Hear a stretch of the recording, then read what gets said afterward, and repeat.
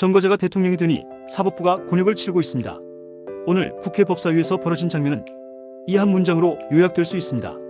대법원장이 인사말을 마치고 관례대로 물러나려 했지만 더불어민주당은 증인석에 앉힌 채 재판 내용을 캐묻는 질의를 강행했습니다.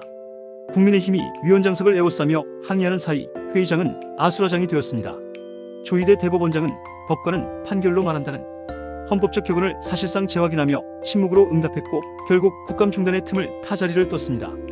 이것은 단순한 정쟁의 현장이 아니라 삼권 분립과 사법 독립이 실시간으로 훼손되는 위험한 순간이었습니다. 왜 이런 일이 벌어졌는지, 무엇이 문제인지, 오늘의 사법 파괴가 어디서 출발했는지를 끝까지 따져 묻지 않을 수 없습니다. 사법부는 판결문으로 말하는 기관입니다. 말의 무게보다 문장의 무게가 앞서는 곳이 사법부입니다. 판결은 재판부의 수기와 기록의 교차 검증, 법리와 사실의 맞물림 위에 세워지는 공적 언어입니다. 그래서 법관 개인의 사견이 아니라 합의된 판단으로 존재합니다. 대법원은 특히 전원합의체라는 가장 무거운 절차를 통해 사회적 파장이 큰 사건을 다룹니다. 이 절차는 단 한 명의 직관이나 성향이 아니라 다수의 법관이 축적된 판례와 법리를 종합하여 도달한 결론이라는 점에서 민주주의의 사법적 버팀목으로 작동합니다. 조 대법원장이 삼권 분립 체제를 가진 법치국가에서 재판 사항에 대해 법관을 감사나 청문회 대상으로 세운 예를 찾기 어렵다고 밝힌 것도 같은 맥락입니다. 재판의 독립은 민주주의의 하부 구조이고 그 독립을 지키는 방식은 판결문으로 말하게 하고 판결문으로 비판하게 하는 데 있습니다. 문제는 여당이 지금 그 질서를 거꾸로 돌리고 있다는 점입니다. 이재명 대통령의 공직선거법 사건이 대법원에서 전원합의체로 신속하게 파기완성되자 더불어민주당은 대선 개입이라는 낙인을 찍고 대법원장을 증인석에 앉혀 해명을 요구했습니다. 그러나 이 사건은 정치의 언어가 아니라 법의 언어로 다뤄졌고 대법원은 국민의 알 권리와 선거사건의 신속성이라는 공익을 고려해 원칙적으로 심리했습니다. 선거사건의 신속한 처리 요구는 공직선거법의 정신 자체이고 전원합의체 회부는 다툼이 큰 사건에서 대법원의 기본적 선택지입니다. 다시 말해 대법원은 헌법과 법률이 요구한 정상의 길을 걸었습니다. 불편한 쪽은 정치였고 법은 원칙을 지켰을 뿐입니다. 그렇다면 왜 여당은 오늘 대법원장을 증인석에 붙잡아두려 했습니까? 답은 명백합니다. 재판 결과가 마음에 들지 않기 때문입니다. 이재명 대통령은 전과 오범이라는 엄연한 이력과 다수의 중범죄 혐의 재판이라는 현재 진행형 리스크를 안고 권력의 정점에 올랐습니다. 집권 후 그 리스크는 사라지지 않았고 오히려 권력의 격부를 타고 사법의 장을 압박하는 정치적 공세로 전환되었습니다. 야당 시절 사법 정의를 부르짖던 그 목소리는 집권 후 사법 길들이기로 바뀌었습니다. 재판이 길어지면 지연정의라 비판하고 판결이 빠르면 정치 개입이라 몰아붙이는 이중잣대가 공공연해졌습니다.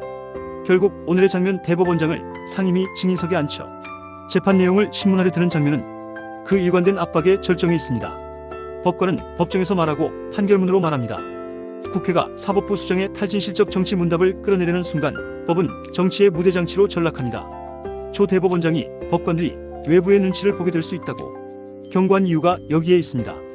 오늘의 정치적 문답이 내일의 재판장에 보이지 않는 손으로 들어오면 그 순간부터 재판은 힘의 굴절을 피하기 어렵습니다. 그래서 선진 민주국가에서 진행 중인 재판과 판결의 합의 과정은 정치적 신문으로부터 엄격히 분리되어 있습니다.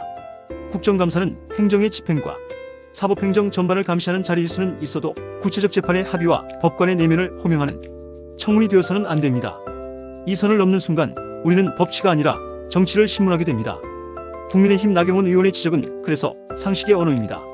대법원장이 모두 발언 후 퇴장하는 것은 관례로 삼권 분립을 존중하는 것이라는 말은 관례의 존엄을 빌린 수사가 아니라 헌정 질서의 실무 지혜입니다.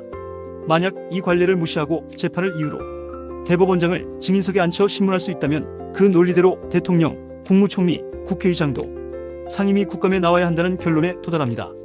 선출 권력이든 사법 권력이든 각자에게 부여된 민주적 정당성의 성질과 작동 방식이 다르다는 점을 무시하는 치명적 오독입니다. 선출 권력의 다수성만이 민주적 정당성의 전부가 아닙니다. 소수의 권리를 돌보는 사법의 독립, 헌법의 규범력, 관례로 지켜온 권력 간 예우가 함께 민주주의의 숨을 잇고 있습니다. 여당은 또한 김건희 특검과 관련한 비극적인 사안까지 정쟁의 재료로 삼으며 특검은 국감 대상이 아니다라고 맞섰습니다. 그러나 수사 절차의 적법성과 인권 보장은 언제나 점검의 대상입니다. 무엇이든 우리 편의 사안이면 성역을 만들고 남의 편의 사안이면 만신창이로 만드는 방식은 사법의 이름을 욕보이는 정파의 언어일 뿐입니다. 여당이 정말 인권을 걱정한다면 구체적 절차와 기록을 투명하게 열어 검증받으면 그만입니다. 인권은 표적이 아니라 원칙입니다. 원칙은 편의가 아니라 기준입니다. 기준은 권력의 이해가 아니라 헌법의 요구입니다. 이 모든 혼돈의 뿌리는 결국 한 지점으로 수렴합니다. 정거자가 대통령이 된 이후 재판정에서 풀어야 할 문제가 정치의 회의장으로 끌려 나왔습니다. 이재명 대통령은 대법원 판결이 마음에 들지 않으면 정치를 동원해 사법을 흔드는 관행을 멈추어야 합니다. 더불어민주당은 당리당략으로 사법부를 압박하는 일을 즉각 중단해야 합니다. 판결에 이견이 있으면 상고와 지적, 학술적 비판으로 응수하면 됩니다. 판결문을 논문으로 반박할 수는 있어도 판사 개인을 증인석으로 끌어다 재판의 속내를 캐물어서는 안 됩니다. 그 길의 끝은 사법의 죽음이고 사법의 죽음은 결국 정치의 무정부를 부릅니다. 오늘 대법원은 흔들리지 말아야 합니다. 원칙대로 신속히 심리하고 기록대로 냉정히 판단하고 판결문으로 또렷이 말하면 됩니다. 법관은 판결로 말한다는 말은 고리타분한 격언이 아니라 권력이 거세질수록 더 강하게 붙들어야 할 헌법적 방패입니다. 전원합의체의 이름으로 내려진 결론은 그 자체로 사법의 자기 구속이고 국민 앞에 내놓은 약속입니다.